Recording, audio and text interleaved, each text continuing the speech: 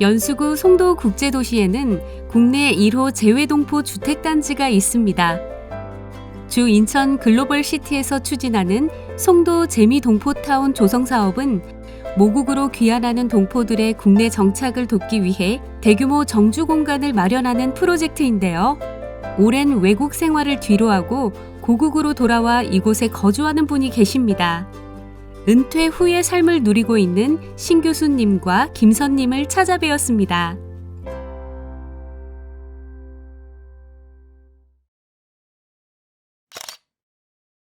예, 방문해 주셔서 감사합니다. 저는 신 교수입니다. 저는 김선입니다. 옛날에 오니까 좋죠. 네. 예, 친구들도 만나보고. 예.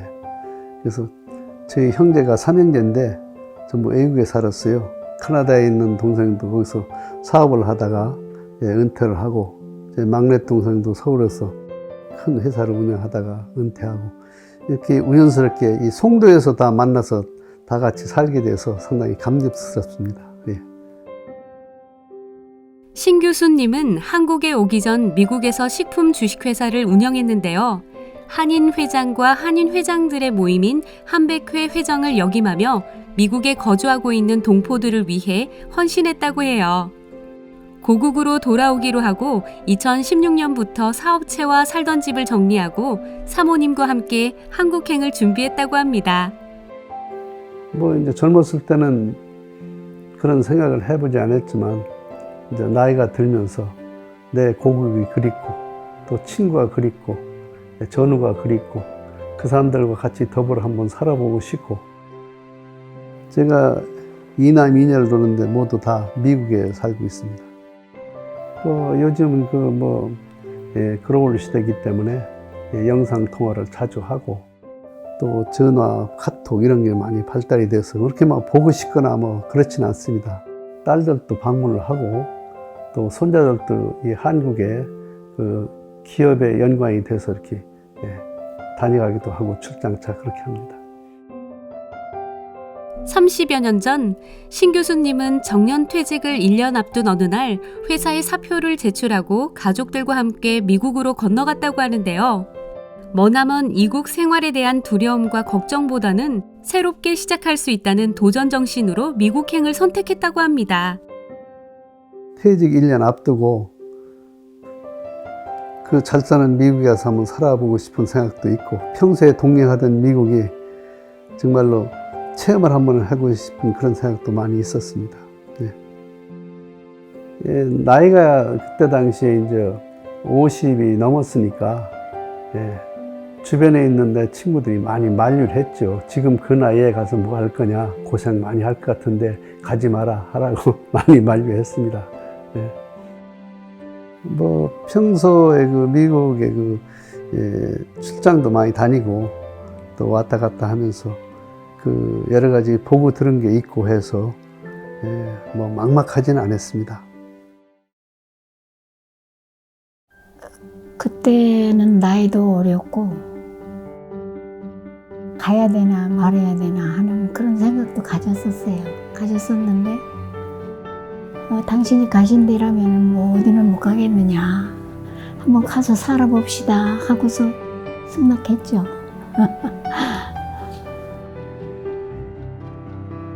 미국으로 건너간 지 11년 만에 한인 회장에 당선된 신 교수님은 미국 한인 사회의 발전을 위해 노력했다고 합니다.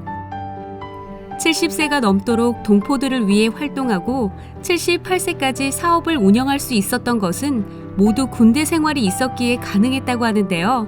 군대에서 지낸 시간은 삶을 지탱하는 인생의 토대가 되었다고 합니다.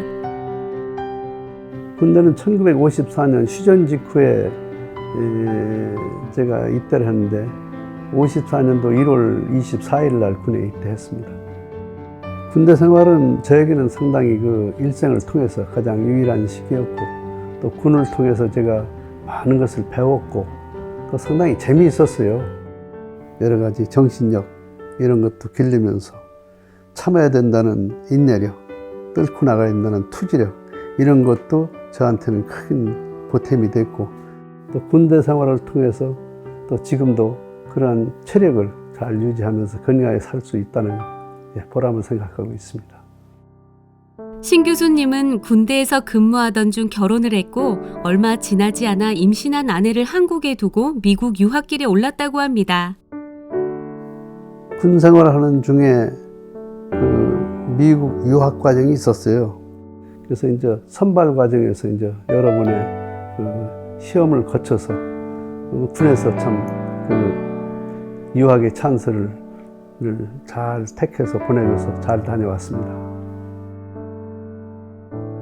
어려움이 있었죠. 언어 관계라든가 또 자주 학습을 하면서 2주 만에 한 번씩 시험을 치러야 되기 때문에 그 시험 과정에서 80점이야 3번을 받게 되면 교육을 받지 못하고 한국에 귀국해야 되는 그런 규정이 있었습니다. 근데 상당히 어려운 과정이지만 참 열심히 해서 제가 평균 94점으로 우수한 성적을 가지고 1년간의 유학 생활을 마치고 돌아왔습니다. 편지로 주고받고 했죠. 365일 했습니다. 저는 일주일에 7번씩 에어메일만큼 써다 놓고 계속 썼어요. 오면 바로 해주고 또 오면 바로 해주고 이제 이런 식으로다가 하고 살았어요. 유학을 무사히 마치고 한국에 돌아와 김포공항에서 딸을 처음 안아봤다고 하는데요. 신 교수님은 미국에서 공부하는 동안 김선님은 임신한 몸으로 2 시동생을 돌보며 남편이 돌아오기만을 기다렸다고 합니다. 2번의 미국 유학 후 한국 정부에 대한 이란 정부의 요청으로 이란에서 일하게 되었다고 합니다. 그때 당시 이란 항공 주식회사에서 전폭기를 미국에서 여러 대 구입을 해갔습니다. 그런데 그걸 이란 자체 기술력이 부족해서 한국 공군의 이란 정부로부터 의뢰가 돼가지고 이제 우리 공군의 기술력을 가지고 이란을 가게 됐었습니다. 처음에는 양고기나 뭐 이런 빵 같은 게 잘 안 되더라고요. 그래서 좀 어려움이 있었지만 이제 거기서 살다 보니까 거기에 젖어서 그 음식도 나중에 잘 먹고 그렇게 생활을 했습니다. 잘 먹고 올 때쯤 돼서는 정말 지금도 생각이 날 때가 또 있습니다. 신 교수님은 이란에서 근무를 마치고 한국으로 돌아와 대한항공에 특채로 입사했다고 합니다. 김해 늪지대의 비행기 경락고를 새로 만들며 책임지고 관리하기까지 불의와는 절대 타협하지 않고 청렴 결백하게 생활했다고 합니다. 글쎄요, 저는 어느 현실에 부딪히든지 어떤 큰 불만이 없습니다. 내가 맡아진 일은 내가 잘 해야 되겠다라는 최선을 다하는 그런 제 성격을 가지고 있어요. 처음에 이 대한항공 김해 사업체가 시작이 될 때, 그때도 초창기지만은 아주 그 일을 해내야 되겠다는 목표가 뚜렷했기 때문에 최선을 다해서 노력을 많이 했습니다. 글쎄요. 저는 다른 무기는 없습니다. 우선 어떤 프로젝트를 맡게 되면은 그 직원들과의 팀워크가 가장 중요한 것 같고, 서로 보면은 직급을 떠나서 먼저 보는 사람이 인사해야 된다는 이런 수령을 제가 처음부터 가지고 있어서 저는 제 부하들한테도 예를 들어서 먼저 보면 먼저 인사합니다. 그러니까 불편할 게 없지 않습니까? 한국 사회가 그때 당시만 해도 진급 심사나 이런 게 있고 그 시기가 되면은 부하들이 와요. 그래서 와서 앉아 있다가 갈 때는 돈봉투를 이렇게 앉은 방석 밑에 두고 가는 경우가 생깁니다. 근데 그걸 모르죠. 바로 일어나서 가면서 이제 저희 집 사람이 이제 방석을 들어서 칠 때 보면 봉투가 있어요. 그것은 저희 집 사람이 아주 참 금물로 생각을 했습니다. 그 봉투지를 가지고 그냥 양말발로 그냥 버스 타는 데까지, 그때는 자가용이 또 별로 없었으니까요. 그걸 가지고 버스 타는 데까지 쫓아나가서 그 봉투를 꼭 전해줬어요. 저한테는 상당히 그때도 그렇고 지금도 참 잘했다. 신 교수님은 참으로 바른 삶, 청렴 결백한 삶을 함께 가꾸어 온 김선님에게 항상 고마운 마음을 지니고 있다고 하는데요. 신 교수님과 김선님은 처음 만나 지금에 이르기까지 60여 년을 한결같이 서로 아끼며 살아왔다고 합니다. 지금까지 크게 별 변동이 없습니다. 뭐 예나 지금이나 서로 한 마음으로 그냥 사랑하면서 살아간다라고 봐야 되겠죠. 남편에 대한 마음 한결같죠. 한결같고 남편 아니면은 믿고 살 사람이 없잖아요. 동기간이 많고 다 해도 내 마음을 털어놓고 사는 분은 오로지 남편이니까. 뭐 당신 참 사랑해 이런 말도 한 적도 없고 그렇게 살아왔는데 이제 정년퇴직하고 이제 한국에 나오니까 이제 그러한 지난 날이 생각이 많이 나요. 야, 내가 참 너무 무정하게 했구나.